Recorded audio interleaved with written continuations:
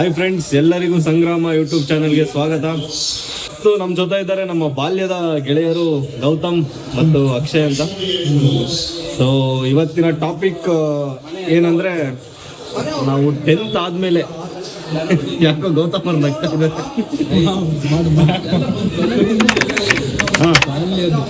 First time ನಮ್ಗೆ ಒಂಥರ ಹೊಸದು. ಇವತ್ತಿನ ಟಾಪಿಕ್ ಏನಂದ್ರೆ, ನಾವು 10th ಆದ್ಮೇಲೆ ಯಾವ ಸ್ಟ್ರೀಮ್ನ ಚೂಸ್ ಮಾಡಿದ್ವಿ, ಅದರಿಂದ ಏನೇನು ಕಲ್ತ್ವಿ, ಏನು ಕಲೀಲಿಲ್ಲ, ಏನೇನು ಕಲಿಬೇಕಾಗಿತ್ತು ಅದನ್ನು ಮಾತಾಡೋಕೆ ಇವತ್ತು ನಾವು 3 ಜನ ಇಲ್ಲಿ ಗ್ಯಾದರ್ ಆಗಿದ್ದೀವಿ. ಗೌತಮ್ ಅವ್ರು ನಗ್ತಾ ಇದ್ದಾರೆ. ಫಸ್ಟ್ ಅವರಿಂದನೇ ಸ್ಟಾರ್ಟ್ ಮಾಡೋಣ. ಗೌತಮ್, 10th ಆದ್ಮೇಲೆ ಏನು ಚೂಸ್ ಮಾಡಿದೆ? 10th ಆದ್ಮೇಲೆ ನಾನು ಆರ್ಟ್ಸ್ ತಗೊಂಡು ಆರ್ಟ್ಸ್ ಕಾಲೇಜಲ್ಲಿ ಕೂತ್ಬಿಟ್ಟಿದ್ದೆ. ಹಾಂ, ಅಷ್ಟೇ, ಏನೂ ಇರಲಿಲ್ಲ, ಐಡಿಯಾನೇ ಇರಲಿಲ್ಲ. ಎಲ್ಲ ಸ್ಕೋಪ್ ಅಂತ ಇದ್ರು. ನೀನು ಸ್ಕೋಪ್ ಅಂತ ಹಾಂ, ಇಲ್ಲ, ನಿಜವಾಗ್ಲೂ ಏನೂ ಐಡಿಯಾ ಇರಲಿಲ್ಲ. ಪೇರೆಂಟ್ಸ್ದು ಅಷ್ಟೇ, ಯಾರಿಗೂ ಅಷ್ಟೇ. ಸುಮ್ಮನೆ ಹಿಂಗೆ ಆರ್ಟ್ಸ್ ಮಾಡ್ತೀನಪ್ಪ ಮಾಡೋದು. ನಾನು 2 days ಹೋಗಿ ಕೂತಿದ್ದೆ ಆ್ಯಕ್ಚುಲಿ.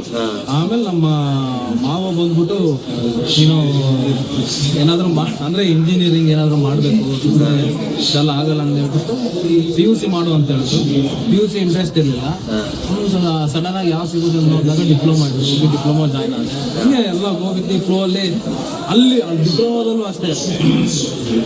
ಏನು ತೊಗೊಳೋದನ್ನು ಚೂಸ್ ಮಾಡಿದಾಗ ಅಲ್ಲಿ ಬ್ರಾಂಚ್ ಸೆಲೆಕ್ಟ್ ಮಾಡಬೇಕಲ್ಲ, ಯಾವುದು ಸ್ಕೋಪ್ ಜಾಸ್ತಿ ಇದೆ ಅದು ಜಾಯ್ನ್ ಆಗುವಂತ.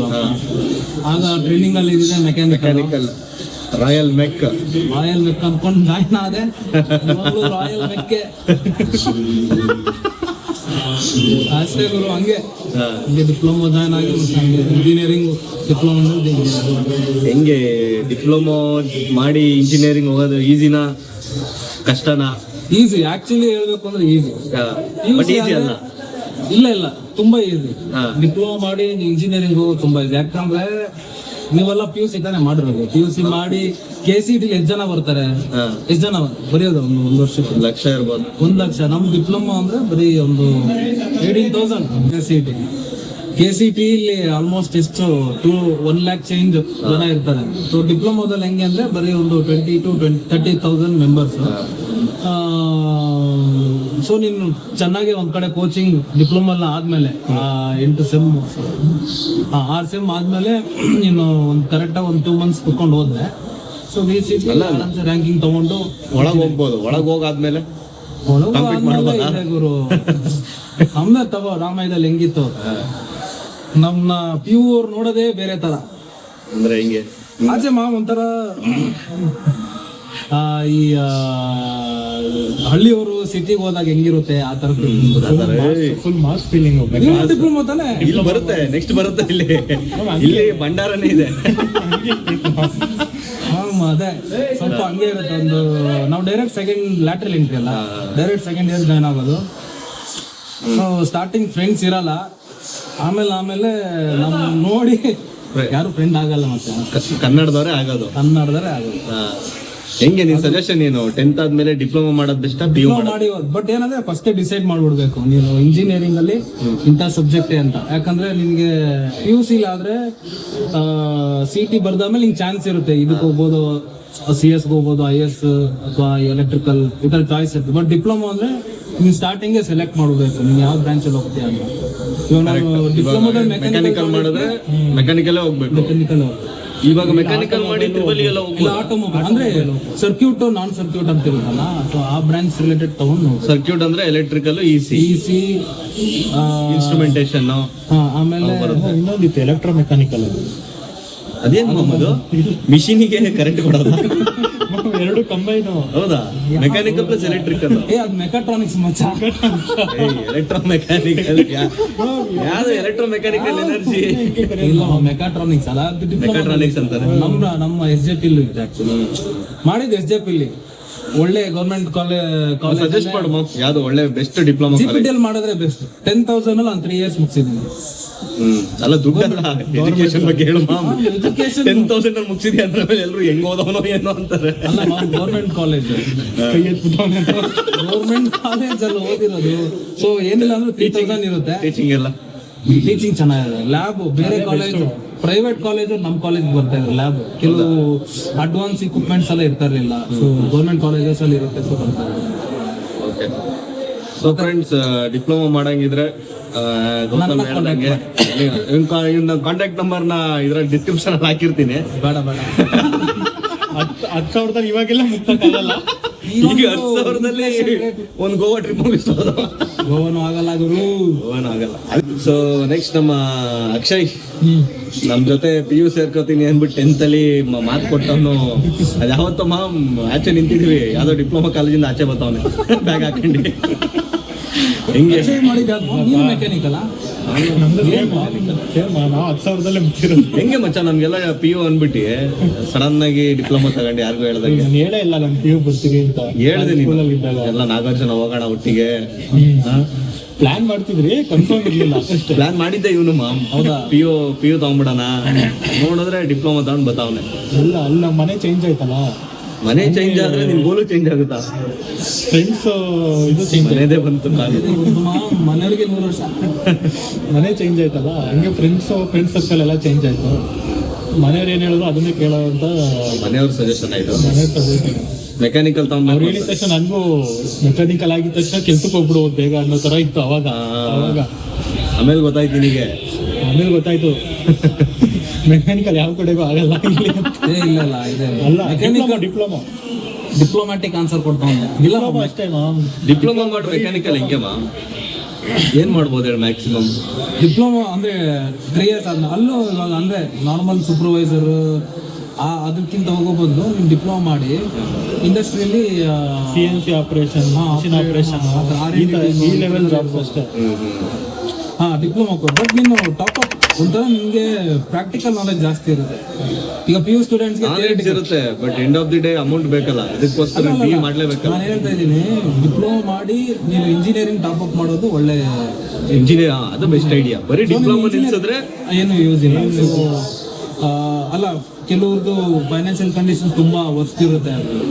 ಕೆಲವು ಫ್ಯಾಮಿಲಿಯಲ್ಲಿ ಅವರು ಡಿಪ್ಲೊಮಾಗೆ ಸ್ಟಿಕ್ ಆಗಿ IT ಎಲ್ಲ ಹೋಗೋ ಬದಲು ಅದಕ್ಕೆ ಹೋಗಿ ಕೋರ್ಸ್ ಮುಗಿಸ್ಕೊಂಡು ಯಾವ್ದಾದ್ರು ಇಂಡಸ್ಟ್ರಿಯಲ್ಲಿ ಎಕ್ಸ್ಪರ್ಟ್ ಆಗೋದು. ಒಂದ್ ಕಡೆ ಸ್ಟಾಪ್ ಆಗ್ತೀವಿ, ಗ್ರೋತ್ ಇರಲ್ಲ. ಅದೇ ನೀನ್ ಡಿಪ್ಲೊಮಾ ಆದ್ಮೇಲೆ ಕೆಲ್ಸಕ್ಕೆ ಹೋದೆ ಸ್ವಲ್ಪ ದಿನ, ಹೆಂಗ ಅನಿಸ್ತು ನಿನಗೆ? ಲೈಕ್ ಓಕೆ ಅನ್ನಿಸ್ತಾ? ಅವಾಗ್ಲೇ ಗೊತ್ತಾಗಿದ್ವು ಡಿಪ್ಲೊಮಾ ಮಾಡಿದ್ರೆ BE ಮಾಡ್ಲೇಬೇಕು ಅಂತ. ದೊಡ್ಡಬಳ್ಳಾಪುರ ಅಲ್ಯೂಮಿನಿಯಂ ಮೆಟಲ್ಸ್ ತಗೊಂಡ್ಕೊಡೋದು, ತಗೊಂಡೋಗಿಡೋದು. ಹೌದಾ? ಮೆಷಿನ್ ಬರ್ತಾ ಇದ್ದ ಅಷ್ಟೇ ಮಾಡ್ಬೇಕಾಗುತ್ತೆ. ಡಿಪ್ಲೊಮಾ ಆಗಿ ಹೋಗಿದೆ ಅನ್ಸುತ್ತೆ. ಅಂದ್ರೆ ಬರ್ತಾರಲ್ಲ ಆ ತರ ಬರ್ತಾ ವೈಟ್ ಕಲರ್ ಜಾಬ್ ಅಂತಾರಲ್ಲ, ಎಲ್ಲ ಸಿಸ್ಟಮ್ ಮುಂದೆ ಕುತ್ಕೊಂಡೆ ಅಂದ್ರೆ ಲೋಡ್ ಬಂದ ತಕ್ಷಣ ಇಳಿಸೋದು ಆ ತರ. ನಿಮ್ಗೆ ಎಲ್ಲಾ ರೆಡಿ ಆಗಿರ್ಬೇಕು. ಹೌದಾ? ಇಂಡಿಯಾದಲ್ಲಿ ಈ ಡಿಪ್ಲೊಮಾ ಕೆಳಗಡೆ ಇದೆ ಅಂದ್ರೆ ಡಿಪ್ಲೊಮಾ ಮಾಡಿದ್ರೆ ಇನ್ನೊಂದು ಯಾವ್ದಾಯ್ತು ITI ಎಲ್ಲ ಅದೆಲ್ಲ ಪ್ಯೂರ್ ಆಪರೇಟ್. ನಿನ್ಗೆ ಎಕ್ಸಾಮೇ ಲೇತಲ್ಲಿ ಇಟ್ಬಿಟ್ಟು ಇಷ್ಟು ಟರ್ನಿಂಗ್ ಮಾಡ್ಕೊಡಿ, ಇಷ್ಟು ಟಾಲರೆನ್ಸ್ ಮೆಟಲ್ ಇದೆ ಎಕ್ಸಾಮ್ಸ್ ಅಲ್ಲಿ. ಬಟ್ ಅದ್ರ ಮಚ್ಚ ನಾನ್ ಕೇಳಿರೋ ಮಟ್ಟಿಗೆ ಡಿಪ್ಲೊಮಾ ಮತ್ತೆ ITI they are the most skilled persons compared to BE ಅಂತ ಕೇಳಿದೀನಿ. ಹೌದಾ?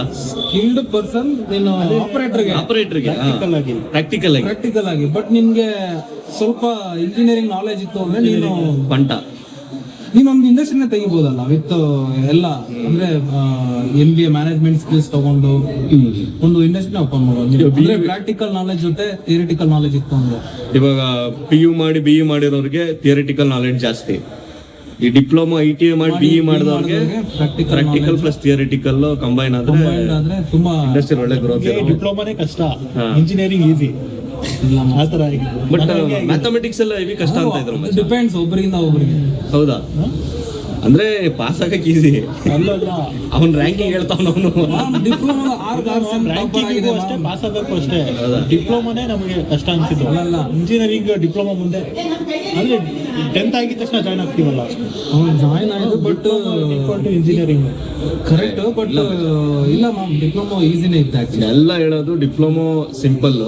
ಅಂದ್ರೆ ಈಕ್ವಲ್ ಟು ಅಂದ್ರೆ ಆ ಲೆವೆಲ್. ಈಗ ಹಿಂಗೆ ಪ್ರತಿ 6 ಮಂತ್ ಒಂದೊಂದು ಯೋಚನೆ ಮಾಡಿ. ನಾನು ಆವರೇಜ್ ಸ್ಟೂಡೆಂಟ್ ಅಂದ್ರೆ ಒಂಥರ ಏನ್ ಆವರೇಜ್ ಮಾಮ್ ಎಲ್ಲಾದ್ರೂ 6 ಕಾರ್ಸೆಮ್ ಟಾಪರ್ ಆಗಿದ್ದೀನಿ ಅಂತ ಅದೇ ಹೇಳಕ್ ಬಂದೆ. ಆವರೇಜ್ ಆಗಿದ್ದವನು ಡಿಪ್ಲೊಮಾದಲ್ಲಿ 6 ಕಾರ್ಸೆಮ್ ಟಾಪರ್. ಇಂಜಿನಿಯರಿಂಗ್ ಅಲ್ಲಿ ಡಿಪೆಂಡ್ ಆಗುತ್ತೆ ಏನು ಡಿಪೆಂಡ್ ಅಂದ್ರೆ ನೀನು ರೇವಾ ಹೇಳ್ತಾ ಇದೀಯಾ ನೆಕ್ಸ್ಟ್ ಲೆವೆಲ್ ಟೀಚಿಂಗ್ ಕೊಟ್ಟಿದ್ದಾರೆ ಅಂತ. ಎಷ್ಟು CGPA? ಎಲ್ಲ ಇಲ್ಲ ಹಂಗಲ್ಲ ಸರಿ ನಂದು ಮಾಮ್ 65. ಇಂಥ ಟಾಪರ್ ಅಲ್ಲ, ಇಂಥ ಇದು ಅಲ್ಲ. ಪರ್ಸೆಂಟೇಜ್ ಅಲ್ಲ, ಅವ್ರದ್ದು ಪರ್ಸೆಂಟೇಜ್ ಅನ್ಸುತ್ತೆ. CGPA ಅಂದ್ರೆ 6.5. ಇಲ್ಲ ಇಲ್ಲ ಹಂಗೆ ಅಷ್ಟೇ ನಮ್ದು ಮಾಮ, ಅವೆಲ್ಲ 0.7 ಮೈನಸ್ ಮಾಡೋದ ಅಲ್ಲ ಸುಮ್ಮನೆ. ಸಮ್ ಏನು ರೇ ಪರ್ಸೆಂಟೇಜ್ ಅದೇ 0.7 ಮೈನಸ್ ಮಾಡಿ ಇಂಟು 100 ಮಾಡ್ಬೇಕಷ್ಟೇ. ಎಲ್ಲಾರ್ದಲ್ಲೂ CGPA ಒಂದೇ ರೂಲ್ಸ್. 65 ಅಂದ್ರೆ 6.5 ಅಂತ ನಮ್ದ್ರಲ್ಲಿ. ಇದು ನೋಡಪ್ಪ, ಎಲ್ಲಾರ್ದು ಎಲ್ಲಾ ಕಾಲೇಜಲ್ಲೂ CGPA ಮಾಡೋದು. ಅದು VT ರೂಲ್ಸ್ ಏನು ಅಂದ್ರೆ, ಇವಾಗ ನೀನ್ 6.5 ಇದ್ರೆ ಮೈನಸ್ 0.7 ಮಾಡ್ಬೇಕು. ನಮ್ VTU ಅಲ್ವಲ್ಲ. ಅಲ್ಲ, ರೂಲ್ಸ್ ಪ್ರಕಾರ.